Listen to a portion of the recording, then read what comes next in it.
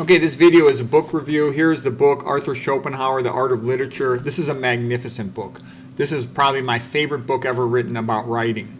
Schopenhauer was a genius. He's a German genius. He was a crazy genius. All the geniuses are a little crazy. But, he was wealthy, so he had a lot of time to sit around, and he truly was a genius. He had a lot of time to sit around thinking. He was also a little bit pissed off because he had been ostracized by the philosophy community, the university community. And so, I have that in common with him. I'm sort of ostracized by the high-fat phonies, ostracized by conventional medicine. So you have a lot of time outside the establishment to think. And he was a wealthier guy. He didn't have to work, so he just read a lot every day, would go to the theater, converse with some aristocrat friends, and then he would get up the next morning and write. And so he's really brilliant, and he tells the truth, and he writes in a clear, simple manner. So here's the book again, The Art of Literature. It's magnificent. If you want to write and you want to write something good, I'm not talking about write a piece of crap that sells well. I'm just talking about write high-quality stuff that has lasting value. That's it.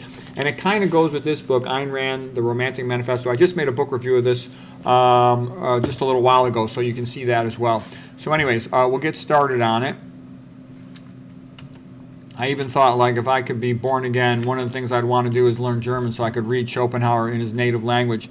I would also like to read Goethe, but Schopenhauer is a little deeper in my experience. And Nietzsche, I think, is kind of a crazy jerk, but he's entertaining at times. Okay, so here we go. Write like you are talking to an intelligent friend. Have a conversation, then write after that. Oh, these are my thoughts. Make a mind map to remind you all the topics to cover.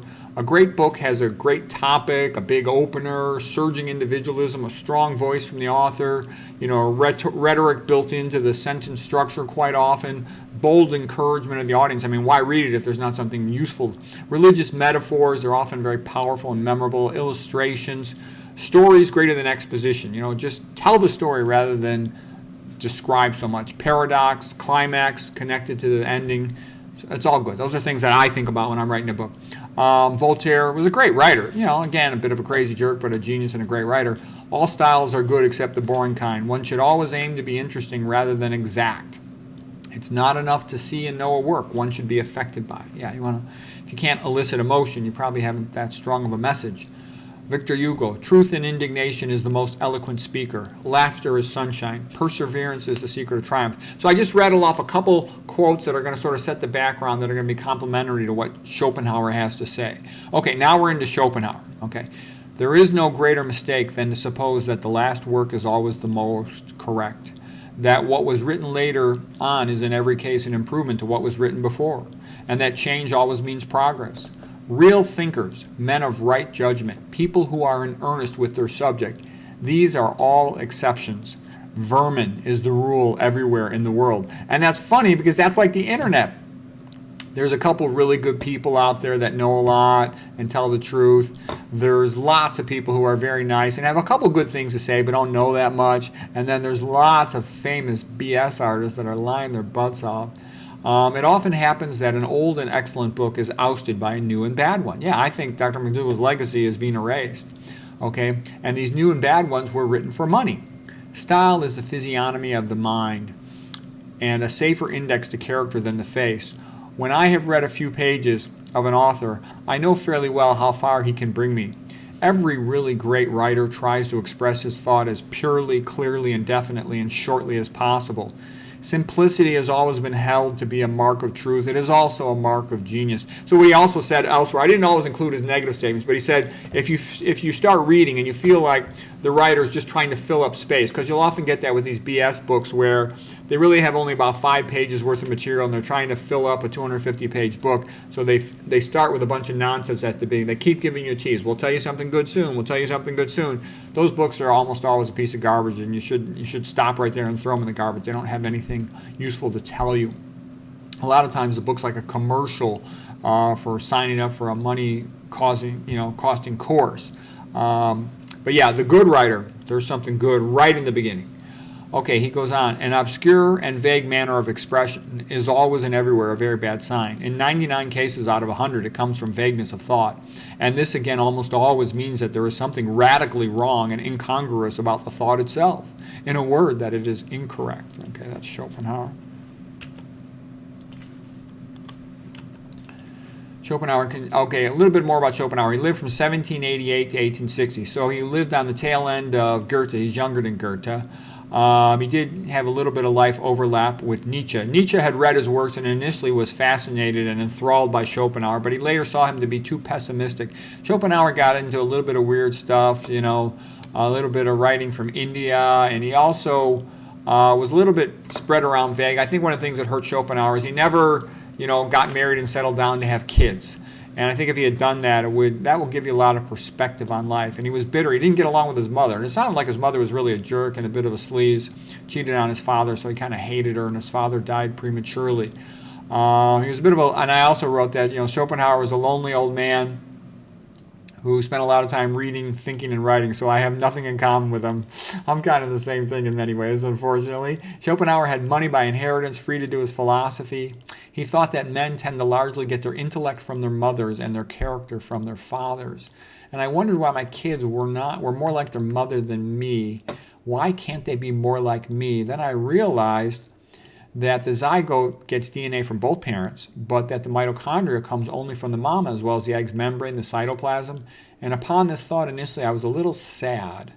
Then I realized that if mama provided 2/3 of the kid's genetic material, she should be responsible for 2/3 of the kid's expenses. Yeah, right. A happy life, says Schopenhauer, is impossible. The highest a man can achieve is a heroic life. And I like that because you can't control the circumstances of your life that make you happy or not, but you can decide what do you believe is your purpose and your ideal destiny, and you can pursue that. And when you pursue it in a good, heroic manner, then you like yourself because you know that you're doing the best you can. It is only in old age that intellectual men attain their sublime expression. Yeah, you just know a lot as you get older. And that's one of the nice things about being a writer is you keep getting better as you write. Other things fade. You're not going to be as good an athlete as you get older as you were when you were younger. Okay, you're not going to be as good looking as you get old as you were when you were younger. But you can keep on getting better and better at writing, and you can have more and more knowledge as you get older. That's a good thing. A great writer writes because he has something to say. Before he writes, he plans his book like an architect plans a building. He has thought about the topic. He has conversed about the topic. He has experience with the topic. Yeah, those are all signs of good writing. And you can kind of sense it. Once you know what to look for, you'll sense it if it's there or not. A man who has not enough originality to think out a new title for a book will be much less capable of giving it new contents. Yeah, a lot of the clever writers, they got funny titles. True brevity consists in saying only what is worth saying, while avoiding all that everyone can think for themselves. Good writing should be governed by the rule that a man can think of only one thing clearly at a time, and therefore he should not be expected to think of two or more things at one and the same moment. So you don't want to make your sentences too long. I always thought Faulkner sucked as a writer. I never liked Faulkner, okay? You want to make it so it's easy for them to entertain. And it's good to throw some fun in there, throw some jokes, metaphor, surprises in there. So the writer gets this feeling that they're talking to a friend, who's going to make it infotainment, informational and entertaining. That's why you talk with your friend. You take turns trying to see who can come up with a better joke, tell each other a story, share with them some, pressing emotional matter, whatever it might be. And a book should be the same way. The good writer writes the quintessence only, nothing that the reader would think for themselves. True brevity is saying only what needs to be worth saying and avoiding tedious detail that everyone can supply for themselves. To use many words to communicate few thoughts is an unmistakable sign of mediocrity. To gather much thought into a few words is the stamp of genius. So I try to pay attention to that whenever I write, and whenever I write an email, anything I write, when I dictate a report, I always try to say, how can I say this as clearly as possible in a few words? I mean, don't get me wrong. If I need to clarify something, I'll add extra sentences, but I want to always try to make myself to write clearly and well to the best of my ability, even though I'm in a hurry a lot of times. And I think just by habitually doing that, with my medical writing, my emails, and everything else, I think I maintain a higher level of skill than I would have if I didn't do that. Schopenhauer continues, the task to think what nobody has yet thought about that which everybody sees. Okay, only he who writes entirely for the sake of what he has to say, writes anything worth writing. Greatest works of the greatest men all belong to a time when they had to write them for almost nothing or for a very small amount. Yeah, I've written several books for publishers, and I've also self-published books. And I can tell you it's a lot more fun to self-publish, because when you self-publish, you could write whatever you want. So you can make it whatever way you want. When you write for a publisher, they're going to force you. I've had all these medical books I wrote where they forced me to make every chapter, 3 pages or 4 pages or whatever their format was. They had all these templates. In addition, they do things like they take out most of the jokes. They take out almost all the abbreviations, a lot of the idioms. They go, oh, well, foreign readers don't understand that. So the benefit of a publisher is that they will market the book to a wide audience. So you're more likely to reach a lot of readers, and you'll make more money most of the time because they market the book. But they don't actually improve the book. They decrease the quality of the book. Okay. He who writes for fools will always have a large audience. Yeah, most of the audience on the internet are they're pros, listening to high-fat phonies and paleo, keto, carnivore, low-carb nonsense. It only takes a few pages to see the author's skill and intention. If the author does not quickly display some valuable information and only seems to be writing to fill up the page with words, then quickly throw the book into the garbage, because time is too valuable to waste. Okay, a great writer is like a man who knows the correct time, but it is of no use to him because everyone else is using a different clock. He writes for great men and for posterity because too few of his contemporaries will be able to follow his thoughts. Yeah, I had that feeling too. I went to a Christmas party for doctors, and I had this feeling, man. I was like, these guys are a bunch of fucking illiterates, okay? It pisses me off that, I'm so far ahead of all these other doctors, yet they haven't read my books. And it's like, you dumbasses, why don't you open a book and read? Some of them because they're busy, some of them because they don't know, some of them because they're jealous. But still, it's pathetic. Most of the doctors I know, and I know lots of them, they're functional illiterates. They don't read books. It's like they figure like they know what they need to know to make their money, and they're tired of reading and studying.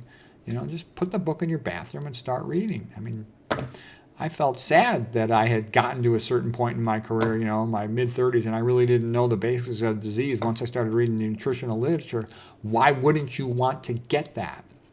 We went through all this effort. Why not, complete the journey and learn what causes disease? Nutrition, epidemiology, toxicology.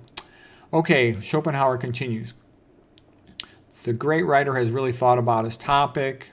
He expresses in a fresh and forcible way. Simplicity has always been held as a mark of truth. It is also a mark of genius. The object of science is to recognize the many in the one, to perceive the rules in any given example, and not to go on counting up facts ad infinitum. Since similes and metaphors are such a powerful engine of knowledge, it is a sign of great intelligence in a writer if his similes are unusual and at the same time to the point. A good work is doubly good if it is short.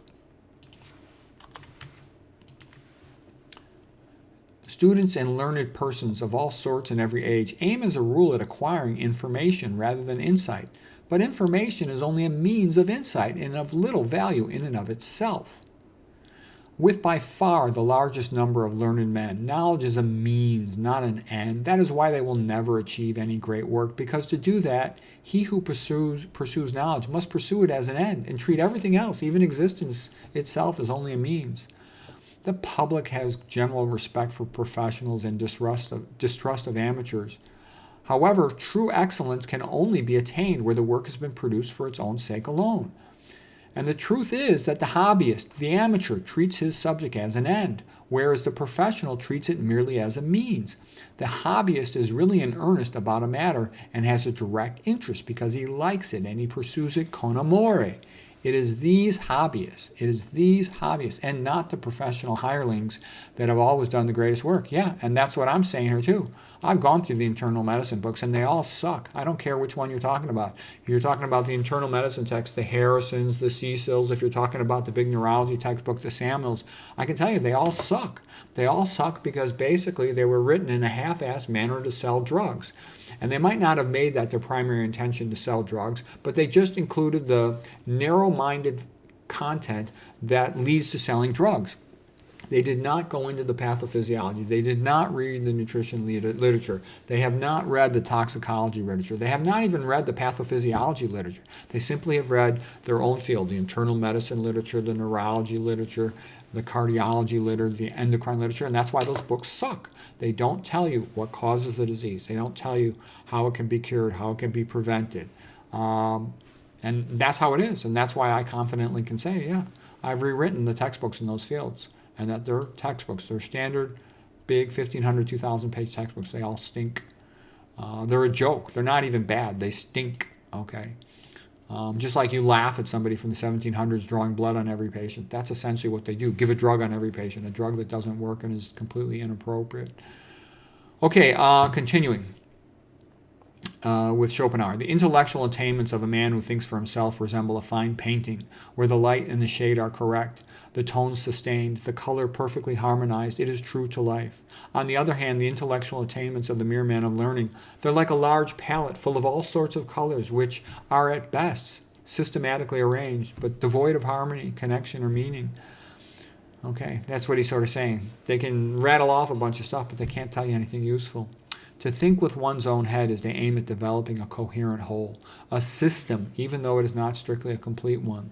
The really scientific thinker, although he has need of much knowledge, and so must read a great deal, his mind is strong enough to master it all, to assimilate and to incorporate it to a system of his own thoughts, and to make it fit in with the organic unity of his insight, which, though vast, is also always growing. The thinker stands in the same relationship to the book philosopher as the eyewitness does to the historian. He speaks from direct knowledge of his own. The thinker is like the man who has traveled to the other place and lived there for some time, rather than the book philosopher, the book scholar who has only read travel guides about it. The man who thinks for himself can easily be distinguished from the book philosopher by the way he talks, by his marked earnestness and the originality, the directness and the personal conviction that stamp all his thoughts and expressions. The book philosopher lets it be seen that everything he has is second-hand. The works of all truly capable minds are distinguished by a character of decision, decisiveness, and definiteness, which means that they are clear.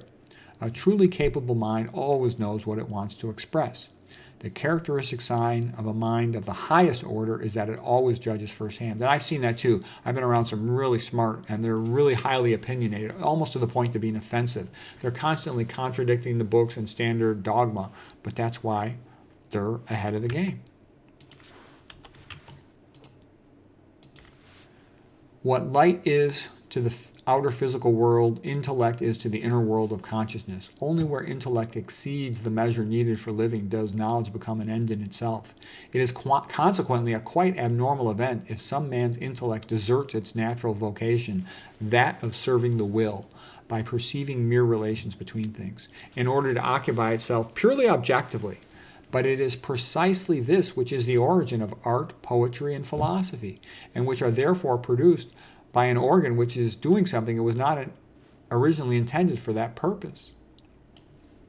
For intellect is fundamentally a hard-working factory hand, whom its demanding master, the will, keeps busy from morning to night.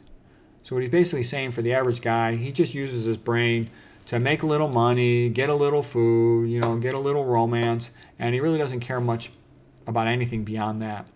But he says, for the person who wants to do beautiful intellectual work, if this hard-driven serf, the mind, should at once happen to do some work of its own, voluntarily, during its free time, of its own initiative, and without any object but the work itself, simply for its own satisfaction, then this is the genuine work of art. Indeed, if pushed to the maximum, a work of genius. Such as purely objective employment of the intellect, as well as creating all artistic, all poetical and philosophical achievements of the higher kind, it also creates all purely scientific achievement in general. Talent works for money and for fame. The motive which moves genius to productivity is, on the other hand, less easy to determine. It isn't for money because a genius seldom gets any. It isn't for fame because fame is uncertain. It's rather an instinct of a unique sort of virtue whereby the genius is impelled to express what he knows in enduring works without being conscious of any additional motivation. It takes place by and large with the same sort of necessity as a tree brings forth fruit. Yeah, and that's how I felt when I was making my books. I sort of felt like I had to do this. It was sort of like so much of my life was spent alone studying. I had to go through so much BS. I sort of felt like writing some good books, some excellent books, would make my life more worthwhile. That, I had to give up so much. I wanted to, in a sense, make it count for something. And also, I was sad, all this time I spent being a doctor, then to later realize in my mid-30s that much of what we were doing was BS and it was wrong and our books were wrong, and I'm pissed off. I went through all this and, I could have saved my mother, kept her alive longer, my father, a lot of friends and their family, if only I had known this stuff before. So I'll put it in a book and make it known for the few people motivated, smart enough, energetic enough to learn it.